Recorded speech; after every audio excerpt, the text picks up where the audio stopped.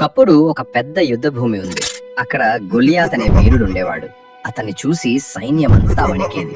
ఎవరు అతని ముందుకు వెళ్ళడానికి ధైర్యం చేయలేదు. అప్పుడే అక్కడికి ఒక చిన్న కుర్రాడొచ్చాడు. అతని పేరు దావీదు. అతని దగ్గర కత్తి లేదు, కవచం లేదు.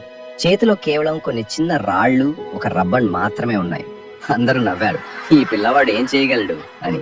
కానీ దావీదు మాత్రం భయపడలేదు.